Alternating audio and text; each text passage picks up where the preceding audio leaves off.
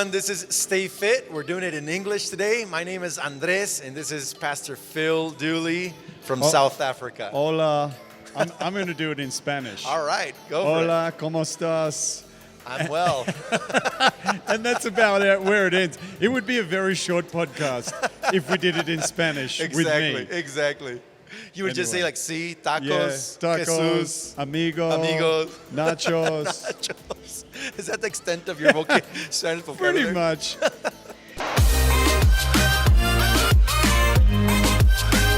So, Pastor Phil is with us in Efecto 2018 in Yes. Morelia, Mexico. Yes. Are you enjoying the city, the conference? Well, second time that I've been here Uh-huh. and loving it. I think the first time I was here, getting to know you guys, getting to know a little bit of the conference That's awesome. and the city. And so this time I feel a lot more confident, I think, because having been here before and yeah, we're really enjoying it. I mean, We Morelia, enjoyed tacos last night. we had tacos. We went to hell as it.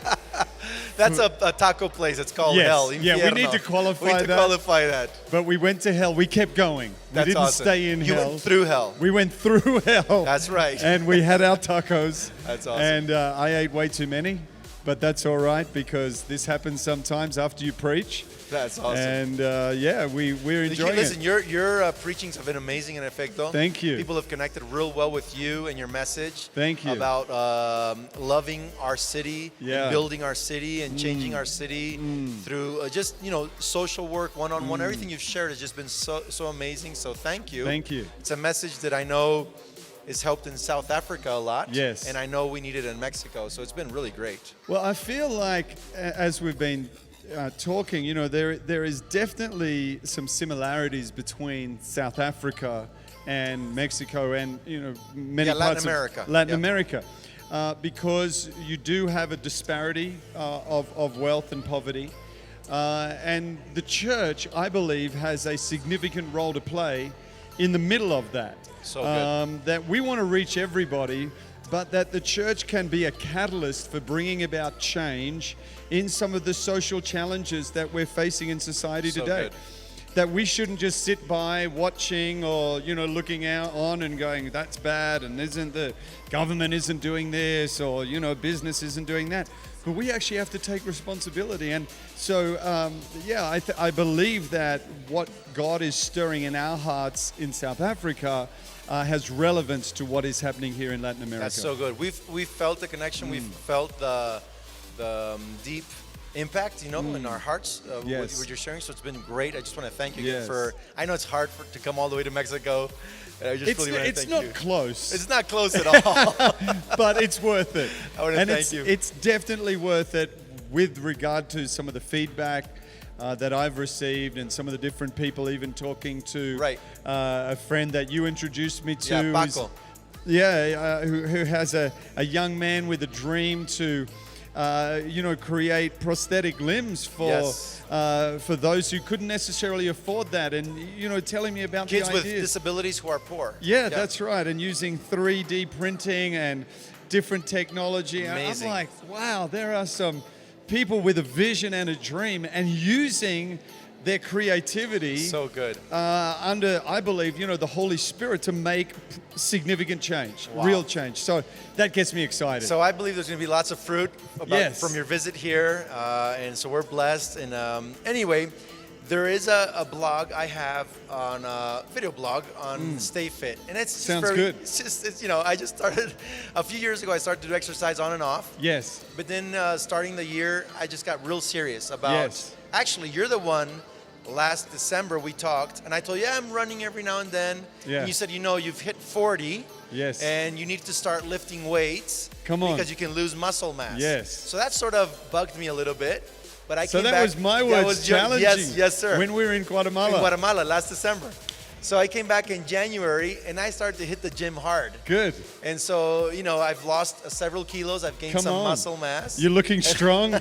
My goodness. Looking a little better. Come on. And so, I'm going, and so I've developed this idea, a hashtag, and then it became an idea of stay fit. Yes. Not get fit. Yes. But stay fit. Because I many love times it. I'd get fit and then not fit. And so I've developed it into a lifestyle of eating well, having good family staying fit with my family, Yes. staying fit with God, staying Yeah. fit in my emotions, Yes. staying fit in my body. Yes. And so I just wanted to ask you, how do you stay fit Yes. in general, you know? Well, look, I think many times when we're young, we take these things for granted. Right. You know, we take our health for granted. Right. We just kind of assume everything's going to be fine for wow. all of our days. Wow. But as we get older, I think we begin to realize that if we don't look after ourselves, some of those things that we desire to do and achieve are going to be so much more difficult. Yeah, wow. If we don't deal with emotional baggage, then we become jaded and we can become bitter, or, you know, and just the way we relate to people isn't healthy. Yep. And in our physical life, if we don't consider where our body is and what's going on, and we don't look after our body, again, it can become more difficult to handle the pace of life and be able to be proactive rather than reactive. And, you know, I'm always tired and I'm always this. And, you know, God wants us proactive, able to deal with challenges and able to make positive choices. And also in our spiritual life, if we don't make positive choices there, then we can become familiar and then we can lose our edge spiritually. So I think the word that is a word we don't like, the English word is discipline. Wow. That we have to make choices to discipline ourselves. We all hate that word, honestly. Yes, it is not. Why do we hate it so much? Well, I think because it has connotations that are often negative, that it feels like discipline is about doing everything we don't want to do. Oh, wow. But I've actually learned the opposite, and you're telling me the same. Yeah. That when you start something, so if you start lifting weights, the discipline of doing that regularly at first is hard. Totally. It's hard on a number of levels. It's hard just lifting the weights. It's hard because you maybe don't know what to do properly. You can feel like, it's a whole different world. It's like you don't even know how to use a machine or lift the weight properly. It's annoying. Yes. And so, but what happens is if you continue the discipline of that, you actually gain momentum. And when you gain the momentum and you see the results, it becomes more of a lifestyle. And your body actually benefits from it. Your body actually craves it because you know, they say that when you work out, you release endorphins. Totally. And, you know, you feel at the end of it, of a workout, you feel like this was painful, but I feel good. I feel a lot better. Yeah, isn't it crazy? It's awesome. And so discipline, I think, if we understand it correctly, it's going to build positive things into your life. So good. There's a statement. So how do you get over the concept of, how do you embrace discipline? Do you think about the benefits? Well, how do you overcome that negative connotation on this? I think you just have to. There's no easy way. Okay. I think yes, you can look at what it's going to do for you. You just have to push through it. Well, I think you've just got to decide this is what I'm going to do. Okay. So, for example, if I go to the gym, I try and make myself have less decisions than I have to. You know, because I live in a world where I have to make a lot of decisions. Wow. So for me, I know there's a class at the gym I go to at 6 a.m. and all I have to do is get myself up at 5:30, help me Jesus, get to the gym at 6 and the class is set out. Wow. I don't have to go to the gym and work out what am I going to do? Right. How am I going to do this? It's laid out for you. Yeah, it's laid out. So all I have to do is get up and get there. And I think when people make choices that all I got to do is do this, and then, you know, the hardest part about choosing to run is probably putting on your shoes. Once you start running, it's like, oh, that's not so bad. Once you get into the workout, it's not so bad. The hardest part is that initial get up. So I'll ask you one last question. I'll let you go. I know that there's things to do, but how do you, like, we all hit lull. Lull. You know, like a moment where like it's really hard to get back into the rhythm, and you've lost your rhythm a bit, and you've had a holiday, a break, a vacation. Yeah, and it happens. I think we have those lull seasons in all of our lives. Yeah. How do you bring yourself back to rhythm? Well, I think there's a couple of ways to do it. I think one of the ways is who you associate with. Wow. So I need to associate with people who are going to inspire me. Wow. Because if I'm just hanging around people who are not in any way challenging me. Do you have a buddy that's like, hey, let's go to the gym. Yeah. Where are you? Why didn't you wake up? That kind of thing? I have some people in my world who will challenge me on those areas. Wow. But in a positive way. Cool. And I'll also do the same for them. So we'll talk about, oh, I did this workout. And they'll be like, I did that workout.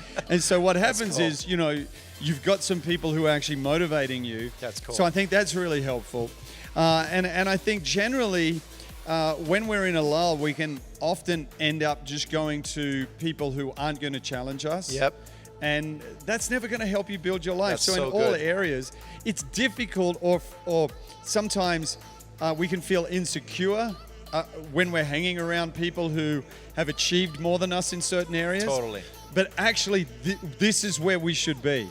Yep, Because this is where we grow. Craig Rochelle says that you should hang out with people that make your brain hurt. Yes. Because you can't even comprehend how they do what they do. I completely agree. Make your brain hurt. Make your body hurt because they train hard, you know. Right. And so whatever it is, you need to find some people like that, and you need to just get around them. I think that's key. I think just committing, you know, because you build momentum. It's like the term inertia. If you've got a car that you have to get going, maybe the engine's, you know, you've run out of fuel, whatever. The hardest part is pushing that car to get going. Once it's going, you've just got to steer it. Yep. And I think in any of these areas of our life, the hardest part is just getting going. Once you get that momentum, it feeds off itself. That's so awesome. if you're in a lull, I would just say, just tell your body, tomorrow morning, we're getting up.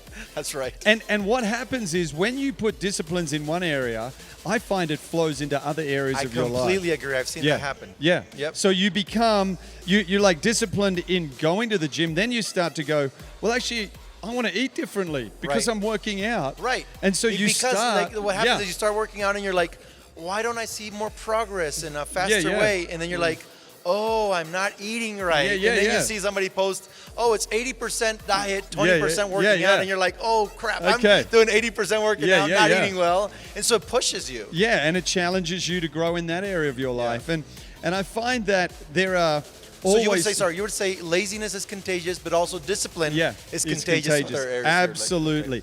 And discipline equals freedom. Yeah. You know, we think it's the opposite. We think, I want to be free, therefore I don't want to be undisciplined. Wow. But I find undisciplined people are often the most bound. Wow. They get bound up in financial problems because they're undisciplined with their money. They get health issues because they're undisciplined in how they look after themselves physically. They're undisciplined spiritually, and so it causes all kinds of baggage. But you get disciplined and it creates greater freedom. Freedom in your finances, freedom in your physical well-being, spiritual life. The stronger you are, you know, our pastor used to say, your spirit cannot go where your body cannot take it. Exactly. And so the stronger your body is, you're more free to take whatever God's given you, you know? Absolutely. That's awesome, Phil. Thank you so much. Appreciate it. Love what you guys are doing. Love being with you at Mass Vida. Thanks, man. And excited for all God's taking you guys into in the future. Thank you so much. And okay, guys, see you next time and stay fit.